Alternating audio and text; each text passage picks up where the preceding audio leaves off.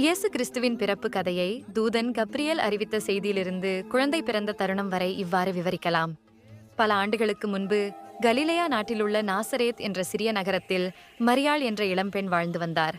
அவர் எளிமையும் தூய்மையும் நிறைந்த வாழ்க்கை நடத்தினார். ஒரு நாள் அவர் வீட்டில் தனியாக இருந்தபோது திடீரென ஒரு வானதூதன் தோன்றினார். அவர் வேறு யாருமல்ல, தேவனின் தூதன் கப்ரியேல். அவரது வருகை ஒளியாலும் மகிமையாலும் நிரம்பியிருந்தது.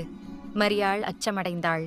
கப்ரியேல் அவளிடம், அருளால் நிறைந்தவளே வாழ்க, ஆண்டவர் உன்னுடன் இருக்கிறார் என்று கூறினார். இந்த வார்த்தைகளால் மரியாள் கலங்கினாள். அப்பொழுது கப்ரியேல், பயப்படாதே மரியாளே, நீ தேவனின் அருளை பெற்றவள். நீ கர்ப்பம் தரித்து ஒரு குமாரனை பெறுவாய். அவருக்கு இயேசு என்று பெயர் வைப்பாய். அவர் மகத்தானவராக இருப்பார். உன்னதமானவரின் குமாரன் என அழைக்கப்படுவார். அவரது ராஜ்யத்திற்கு முடிவே இருக்காது என்று அறிவித்தார். மரியாள் வியப்புடன், இது எப்படி நிகழும்? நான் இன்னும் திருமணமாகாதவள் என்று கேட்டாள். அதற்கு கப்ரியேல், பரிசுத்த ஆவி உன்னுமேல் இறங்குவார். உன்னதமானவரின் வல்லமை உன்னை மூடிக்கொள்ளும்.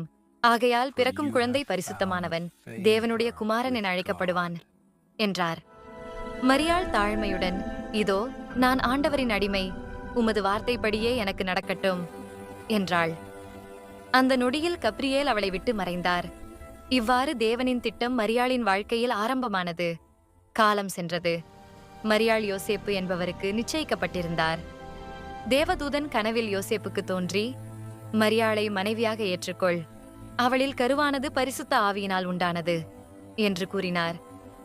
யோசேப்பு தேவனின் வார்த்தைக்கு கீழ்ப்படிந்து மரியாளை ஏற்றுக்கொண்டார். அந்த நாட்களில் ரோம பேரரசரின் ஆணையின்படி மக்கள் கணக்கெடுப்பிற்காக தங்கள் சொந்த ஊர்களுக்கு செல்ல வேண்டியது வந்தது. அதனால் யோசேப்பும் கர்ப்பிணியான மரியாளும் பெத்லகேம் நகருக்கு பயணம் செய்தார்கள். பயணம் கடினமாக இருந்தது. பெத்லகேமில் அவர்கள் சென்றபோது தங்குவதற்கு இடம் எதுவும் கிடைக்கவில்லை. இறுதியில் ஒரு எளிய மாட்டுத் தொழுவத்தில் அவர்கள் தங்க வேண்டிய நிலை ஏற்பட்டது. அங்கேயே இரவு நேரத்தில் மரியாள் ஒரு ஆண் குழந்தையை பெற்றாள்.